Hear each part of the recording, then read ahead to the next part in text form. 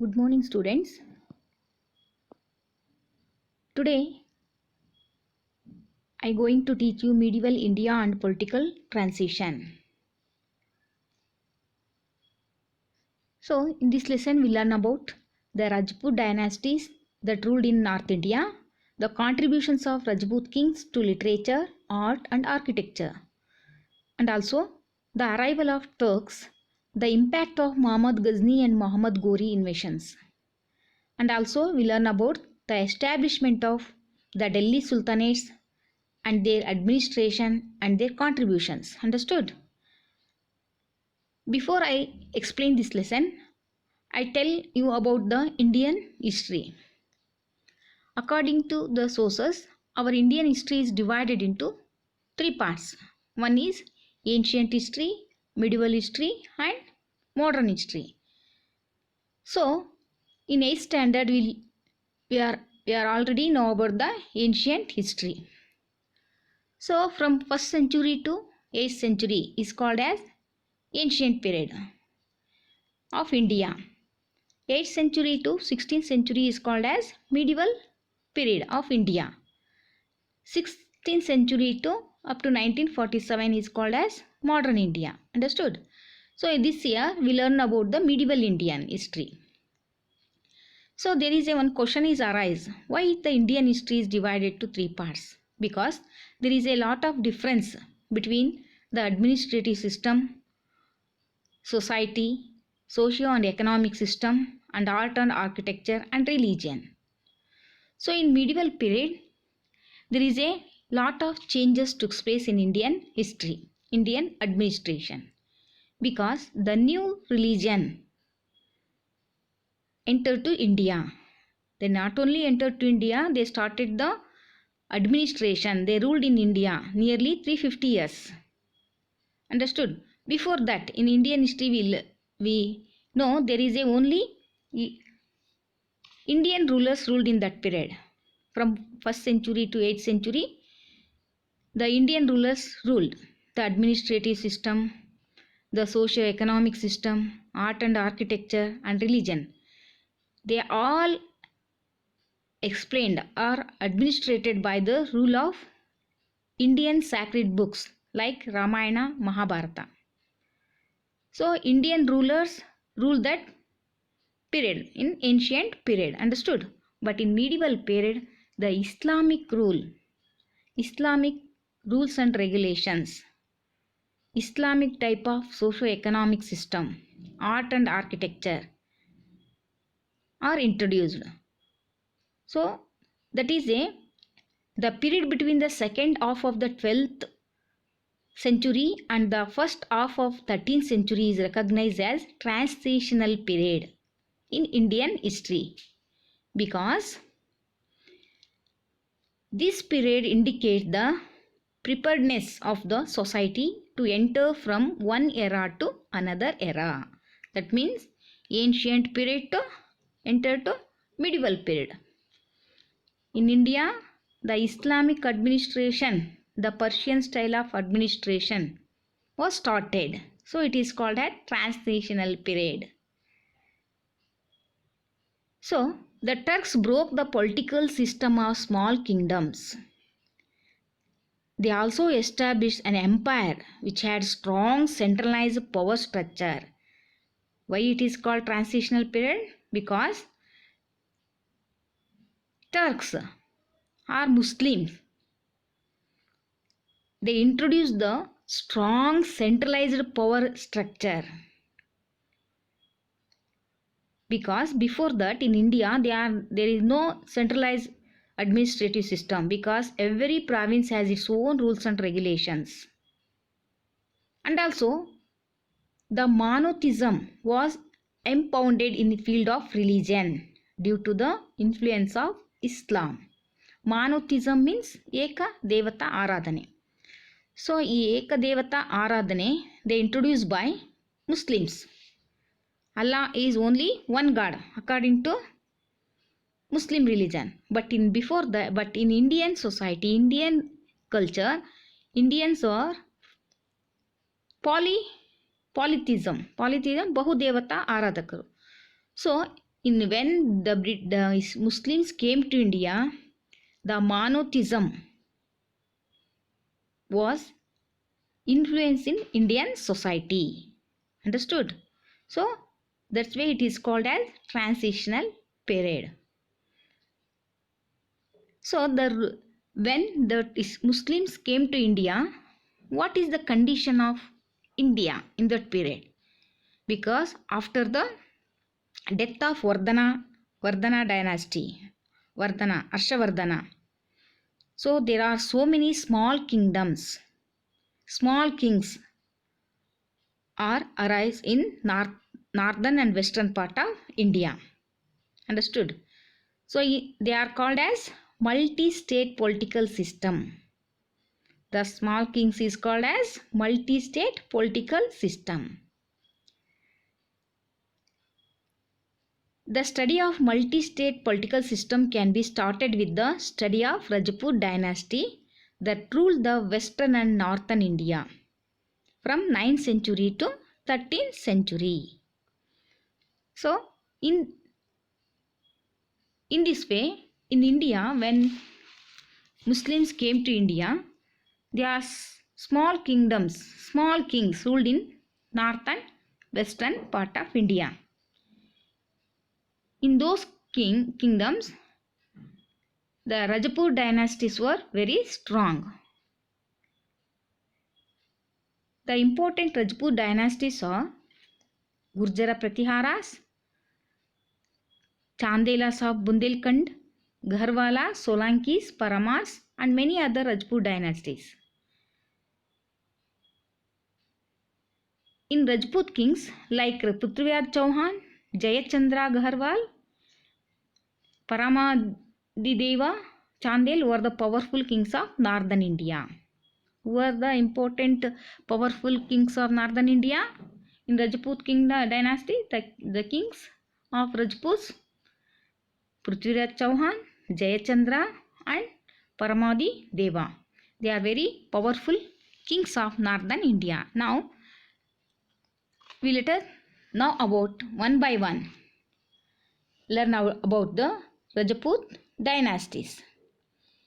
The important Rajput dynasties are Gurjara Pratiharas, Gaharwalas, Paramaras, Solankis and Chandelas and Chauhans. Understood? These are the important Rajput dynasties. First, let us know about the Gurjara Pratiharas. Who was the first king of Gurjara Pratihara and which was his capital? No. So, from available inscriptions, the Lakshmana of Ramayana period and Kshatriya of Surya Vamsha as the founder of person, their family. The founding the person of their family. Nagabhatta is the founder of this dynasty. With the help of the inscriptions and available evidence, explain that Nagabhatta is the founder of this dynasty. Where they will rule in India? They ruled in Sindh region. Kannauj as their capital. Which was the capital of Gurjara Pratiharas? Kannauj. When they ruled in Kannauj, the frequent attack of Arabs took place in that period. That means they fought back the frequent Arab attacks in the period of Gurjara Pratiharas in Sindh region. Mihara Bhoja and Mahendra Pala were the powerful rulers of this dynasty. Who were the powerful ruler of Gurjara Pratihara dynasty? Mihara Bhoja and Mahendra Pala were the important rulers of this dynasty. They defeated the Palas of Bengal and extended their kingdom till Bengal. In the period of Mihara Bhoja, the Arab traveller Sulaiman visited to the court of Mihara Bhoja. Sulaiman appreciated the kingdom as it had peace. Understood? Who was the Arab traveler visited to the Mihraboja's court? Sulaiman. He was an Arab traveler. What he said that about Mihraboja?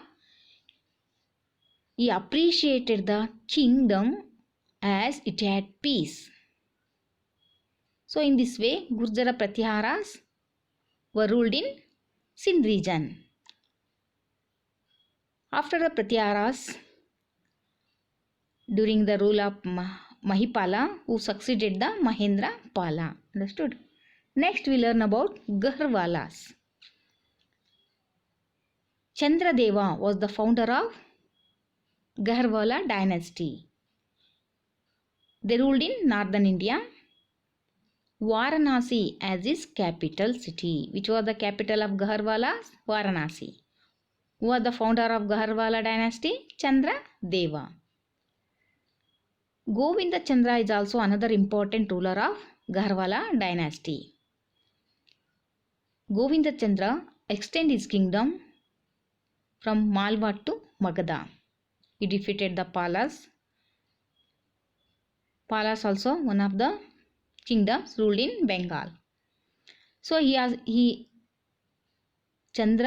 Govinda Chandra also defeated the kings of Kalinga and Odisha. Then he extended his kingdom. Another thing is Govinda Chandra, he was cordial relationship with Kashmir, rulers of Kashmir, Gujarat and Chola. Understood? Now let us learn about Paramaras. He is also one of the dynasty of Rajput dynasty. Paramaras came to after the decline of Pratiharas.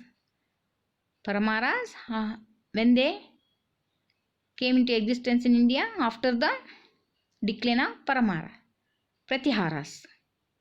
Upendra Krishna Raja was the founder of this dynasty. Who was the founder of Paramara dynasties? Upendra Krishna Raja. Daranagar was their capital. Daranagar was their capital. That means Paramara's capital was Daranagara. Bhoja is the most popular king of Paramara dynasty. He extended the Paramara state by defeating the Kalyani Chalukyas and Gangas of Kalinga.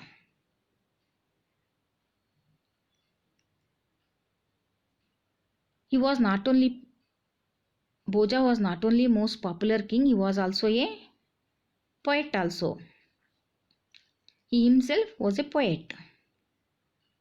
After the death of Bhoja, the kings who came after him were weak. So then the Paramara dynasty was declined. Understood? So next dynasty was Solankis. Who was the founder of Solankis? Moolaraj. Moolaraj first is the founder of this dynasty. The most famous king was Bhima first. He could not protect the Somanatha temple from Ghazni invasion. That is the very bad news for Indians. In Bhima's first period, the rule of Bhima's first his period, the Ghazni, Muhammad Ghazni invaded in India. He could not protect the Somanatha temple. It is very famous ancient temple for Indians. He looted the Somanath temple. Ghazni was looted the Somanath temple. 17 times he attacked on Somanatha temple. Bhima first was not protect this temple.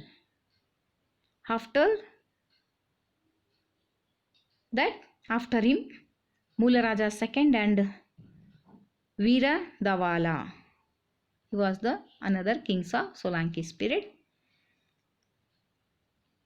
Moolaraj II defeated Muhammad Ghazni near Mount Abu during his period.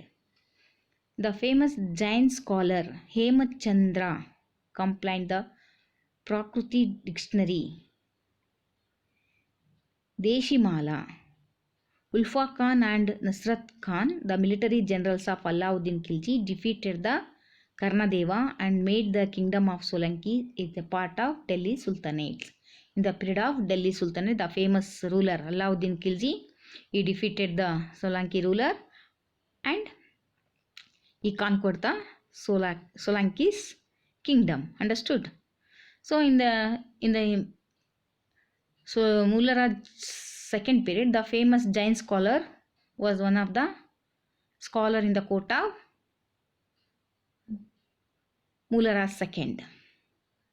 He wrote a one book dictionary, that is a Deshi Mala. It is very important. Understood? Next, the another dynasty of Rajput was Chandelas. Danga is the most famous king of Chandelas. We propose the Bundelkhand. In the beginning, the Chandelas were the feudatory kings of Pratiharas. After the decline of Paramaharas, Danga declared himself independent.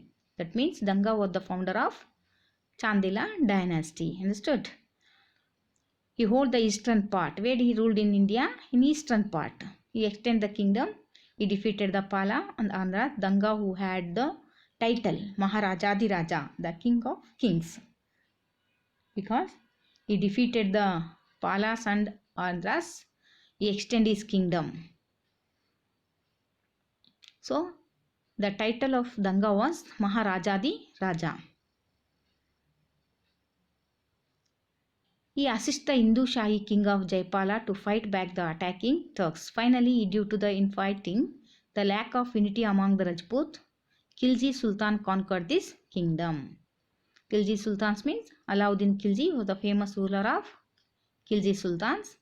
So he conquered the Chandela kingdom. Understood?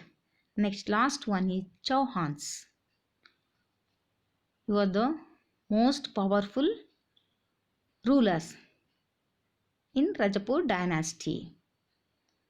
The most prominent among the Rajputs, Chauhans. Who? Chauhans. The root of this dynasty is visible during the 7th century. When they started the rule in India, 7th century. Where? In Ajmer region of Rajasthan. The rulers of this dynasty are Ajay Raja, Vigraharaj IV and Prithviraj III. This made the Chauhans prominent rulers of the western India during 12th century. Prithviraj Chauhan, known for his bravery, he defeated the Chandelas of Bundelkhand, gaining the Maheba and Kalinjar. So he was very powerful in the history of Rajput dynasty. Understood? Who was the famous ruler of Rajput dynasty? Prithviraj Chauhan. In the period of Prithviraj Chauhan, the Muhammad Ghori of attack on India. The Muhammad Ghori and Prithviraj Chauhan. There is one of the important battle takes place, that is Tarain. In Tarain means that is the place. Muhammad Ghori wanted to extend his Ghor kingdom toward the Sindh region. Muhammad Ghori was severely wounded in this battle. After that, in another attack toward the Delhi in the following year, he defeated the Prithviraj Chauhan at Tarain, his very place of previous battle. That means in Tarain. There are Tarain first and Tarain second battles. In Tarain first, the Muhammad Ghori was defeated by Prithviraj Chauhan. In the second Tarain, Prithviraj Chauhan was defeated by Muhammad Ghori. So in this way, in the battlefield, the Prithviraj Chauhan lost his life. He embodiment of the Rajput valor and bravery. So he was the very important ruler in the medieval Indian history. Understood? Especially in northern side of India. So these are the important characteristics or important points of Rajput dynasty. Understood? So and when the Muslims came to India, they attack on India, they conquer on India. The small multi-state political system in India, there is no unity, especially in India. So in small kingdoms, the Rajput dynasty was very strong. Prithviraj Chauhan was very famous ruler of Rajput dynasty. Understood? In Prithviraj Chauhan period, the Muhammad Ghori attack on Prithviraj kingdom. So at the time of Prithviraj Chauhan defeated the Muhammad Ghori at Tarain. That is very important incident in the Rajput history. Next year, the again Muhammad Ghori attack on Prithviraj kingdom, but in second Tarain, Prithviraj Chauhan was defeated. In this way, they lost the kingdom. The Rajput lost their kingdom. Understood? So these are the important political system of Rajput dynasty. So now let us continue the lesson. The contributions of Rajputs. What are the contributions of Rajput? The Rajput ruled in the last part of ancient and early part of medieval period. They also encouraged the art, culture and religion. The Rajput kings not only rulers, they are also scholars. Bhoja, Munja have written various literary works. King Munja had poets. Who are the poets? Padmagupta and Halaguddha. In his court, King Bhoja had extended his royal patronage to the Jain scholars. In the court of Bhoja, there are so many Jain scholars also there. Shantisena, Prabhachandra, Suri, Ganapala were the very important Jain scholars in the period of Bhoja. The Jayadeva was the great poet or scholar. He wrote Gita Govinda. Which book was written by Jayadeva? Gita Govinda. Bharavi's Kira Tarjuna Vijaya, Bhattura's Ravana Vada, Mahendrapala's Kavya Mimamsa. In this way, there are so many works written in the period of Rajput dynasty, Rajput kingdom. Rajasthani, Gujarati and Hindi language developed during this period. They also encouraged the education system also. Nalanda, Kashi, Vikramashila, Ujjaini were very important educational institutions. They are supported by the Rajputs. So in this way, the literary and education institution was encouraged by the Rajput rulers. The important literary work was Prithviraj Raso. It was written by Chand Bardai. Which book was written by Chand Bardai? Prithviraj Raso. In this book, Chand Bardai explained the braveness of the Prithviraj Chauhan. Gujarati, Rajasthani, Hindi languages developed during this period. Understood? Now let us know about what are the art and architectures, which are the important monuments built by the Rajput kings. They constructed very spacious fort in Chittor, Mandu, Ranatambur, Jodhpur, Gwalior of northern India. These are the very important forts built by Rajputs, where Chittor, Mandu, Ranatambur, Jodhpur and Gwalior. And also they built the many palaces in Jaipur, Gwalior and Udaipur. Dilwara temple, Vimala temple and Luna Vasai temples were built on the Mount Abu. All these are very beautiful artistic architecture. Chandelas built the Kandaraya's temple in Khajuraho. Shiva and Vishnu temples were more in number among the temples built during this period. This shows the Rajput kings were the followers of Shiva and Vishnu. So there are so many temples of Shiva and Vishnu built by more number of among the temples during the period of Rajputs. They also encouraged the paintings. The style of Rajput painting is divided into two parts, one Rajasthani painting style and Pahari painting style. In Rajasthani painting style can be seen in Mewar, Bikaner, Jodhpur, Jaisalmer and Buni. In Pahari style can you see the Kasoli, Jammu and Gaharwal. In this place we see the Pahari painting style. So in this way the Rajputs have the special place in the history of India. Understood children? Today we learn about the political history of Rajputs and what are the contributions of Rajputs for literature, education and art and architecture and also painting. There are two types of painting they encouraged by the Rajputs. They are Rajasthani painting style and Pahari painting style. The important literary works of this period was Jayadev was Gita Govinda, Chand Barda is Prithviraj Raso and Kavya Mahendra Pala's Kavya Mimamsha, Bharavi's Kirartha Arjuna Vijaya were the very important works in the period of Rajputs. Understood children? So today